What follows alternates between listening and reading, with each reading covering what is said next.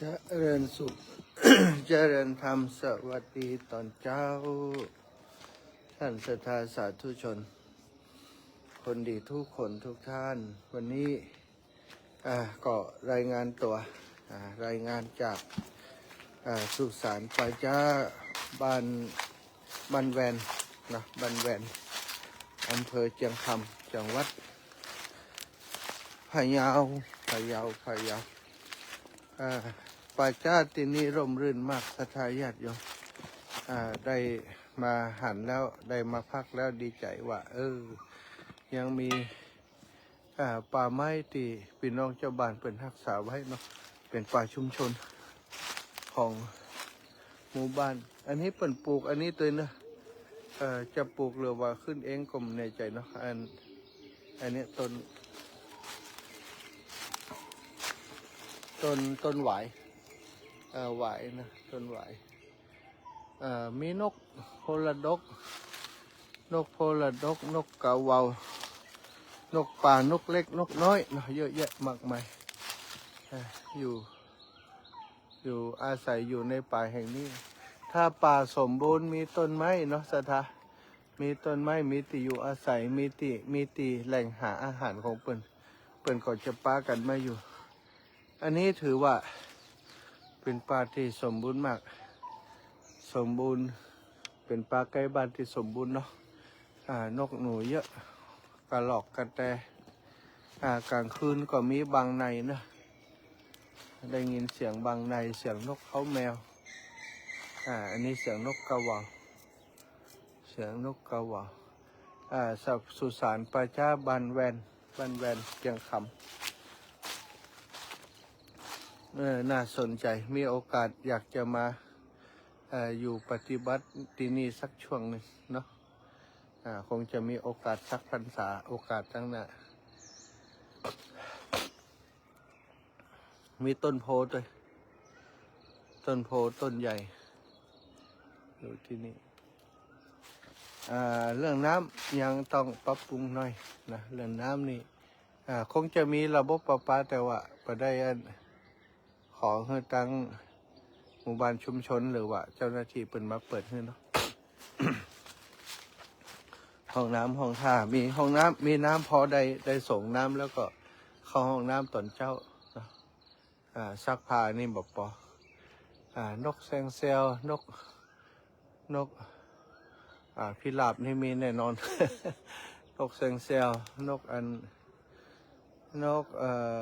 หัวขวานเนาะนกหัวขวานนกน้อยๆเยอะแยะไปหมดนี่ก็ธรรมชาติที่งดงามเป็นบุญข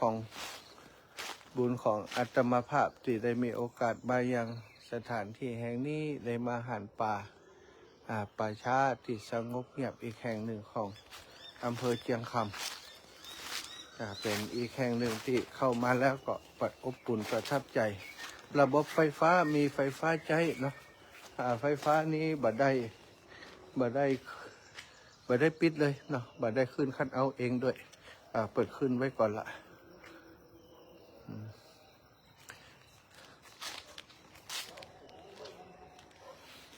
เสียงประกาศจากผู้นำพ่อหลวงบ้าน ได้ประกาศประชาสัมพันธ์ในหมู่บ้านเนาะ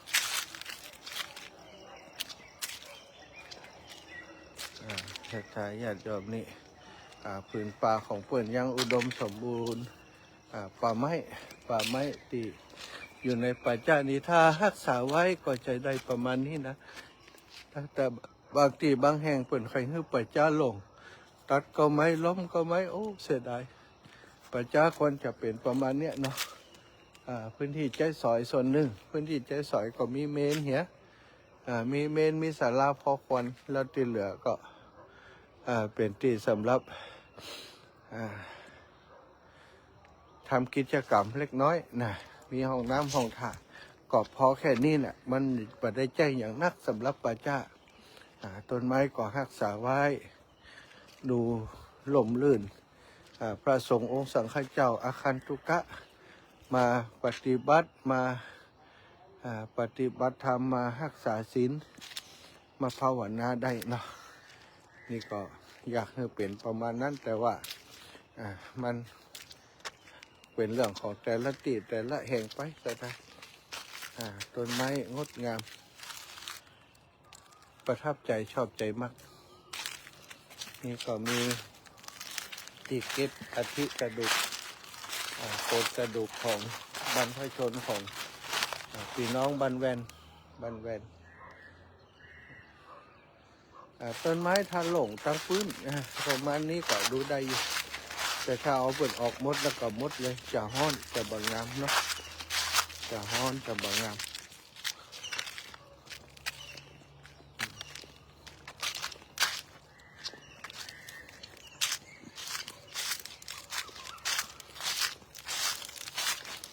ดูชอบใบไม้ตีแบบนี้สวยงามมากถ้ากวาดกองเนาะเอาใส่เสวียนอย่างที่เป็นเนี่ยกันนะต้นไม้เหมือนนี้ก็จะมีปุ๋ย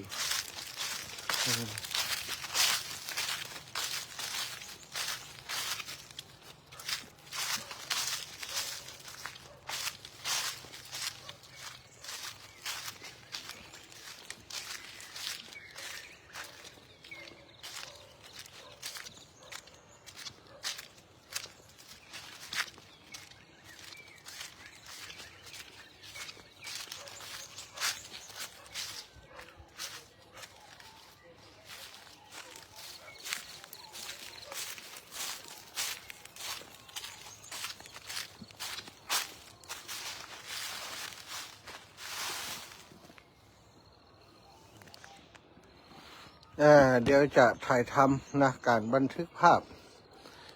เวลาอยู่คนเดียวอาตมาภาพ มีหลายคนถามว่าท่านอาจารย์มีคนไปตุยกา มีคนไปตุยกาเวลาถ่ายรูปงามนี้ครับนี่แหละถ่ายรูปคืออาจารย์ก็บอกว่าสมชาติแต้มคมถ่ายคนเดียวเป็นก้าเนาะ ถ่ายเองก็อยู่คนเดียวอยู่คนเดียวก็ถ่ายเองแต่บางคนแบบเจียวว่าถ่ายเองเนาะอันนี้ก็จะทำการถ่ายรูปให้ดูถ่ายรูป ถ่ายรูปวิธีการเวลาไปคนเดียวเจออย่างสถานที่อย่างดีๆงามๆนะก็ใช้วิธีถ่ายรูปแบบนี้จะมาก็จะเดินไป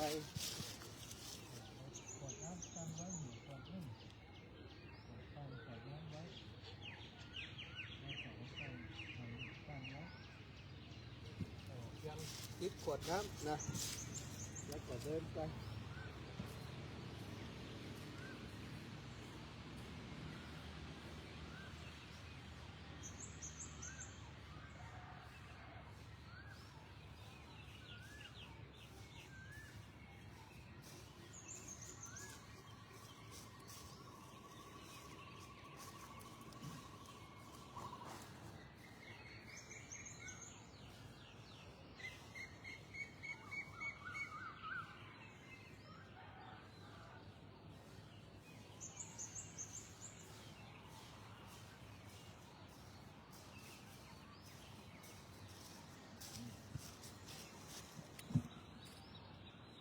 เสร็จแล้วก็ปิดก็มาตรวจสอบพอ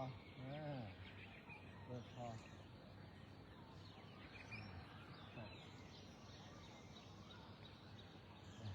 เขาก็เอามาเอาภาพเขาต้องการภาพ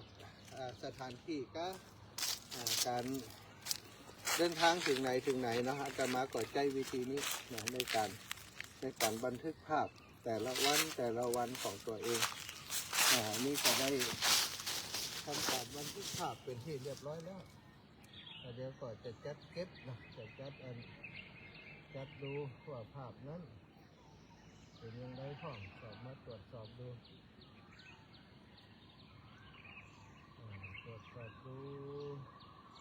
เรียบร้อยแล้วเขาก็มาเอาภาพที่เขาต้องการ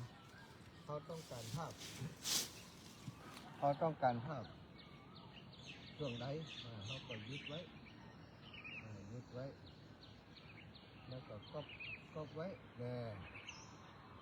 แล้วก็ไปต่อ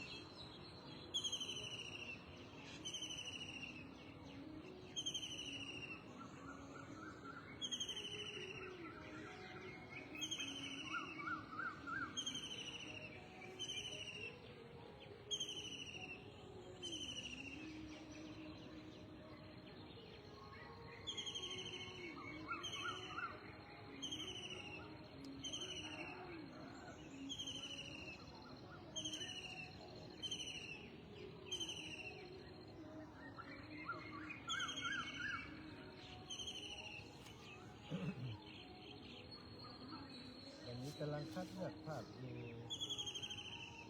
ภาพเราดีก็จะเอาไว้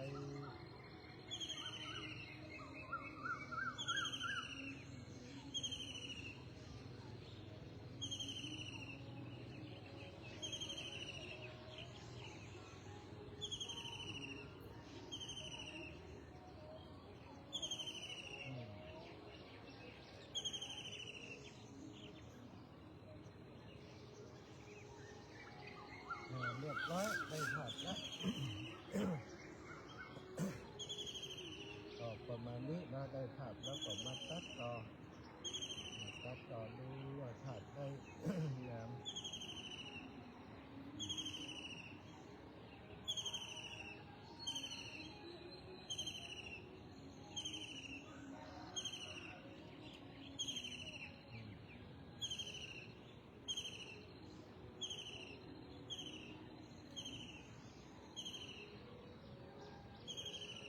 ภาพได้ดีก็จัดไว้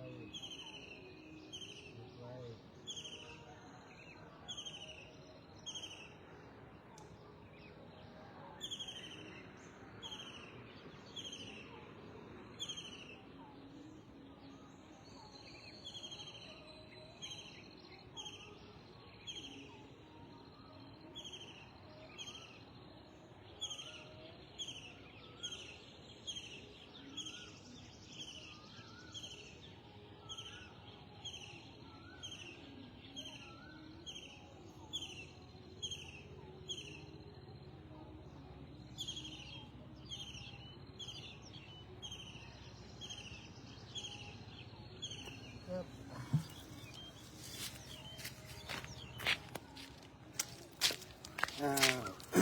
นี่คือภาพที่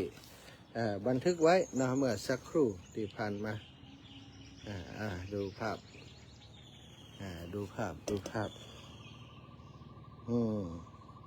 ก็ประมาณนี้ ขอโทษนะญาติโยม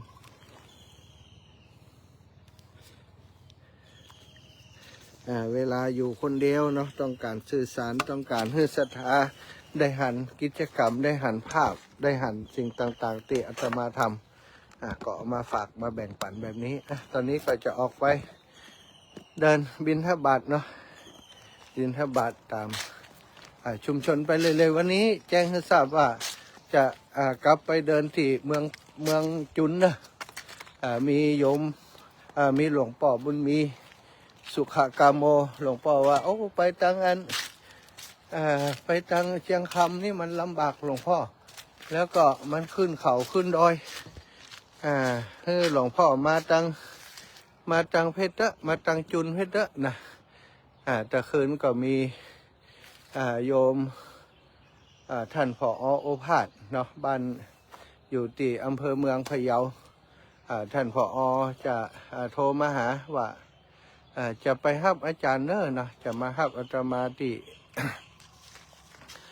ที่อำเภอเชียงคำฉะนั้นก็บ่ต้องห่วงเนาะศรัทธาญาติโยมทั้งหลายที่อำเภอเชียงคำจะมีญาติโยมเดินทางมาฮับอยู่แล้วก็จะได้เดินทางต่อไปเริ่มเดินที่อำเภอจุนแต่ตอนเจ้านี้จะเดินที่เชียงคำนี่ก่อนเนาะเดินที่เชียงคำนี่ก่อนเดินไปถึงตัวอำเภอเชียงคำตอนนี้ยังไม่ถึงตัวอำเภอเด้อยังถึงบ้านแวนยังถึงบ้านแวนอยู่อันนี้ก็คือสภาพป่าจ้าอาจจะจ้าสักหน่อยวันนี้ออกบิณฑบาตเพราะทำกิจกรรมให้ศรัทธาได้หันได้ดูเนาะว่าเวลาเทวบุตรเทวดาเนอเทวาอาหักปกปักรักษาสถานที่สุสานป่าจ้าแห่งนี้อาตมาภาพเอาบุญมาให้นะเอาบุญมาแบ่งมาปันเอาบุญมาให้อนุโมทนาเนอทุกตนทุกองค์ได้พ้นจากที่ยากพรากจากที่ทุกข์เหือตันทั้งหลายไปสู่ที่สุขที่สำราญตามจิตมุ่งมั่นปรารถนานั้นด้วยเทินบายลาก่อนเทวบุตรเทวดาทั้งหลายโอกาสตั้งนามีก็จะได้แวะมาหาใหม่เนอจัตตารโอธรรมาวัฏันติอายุวันโนสุขังพระลัง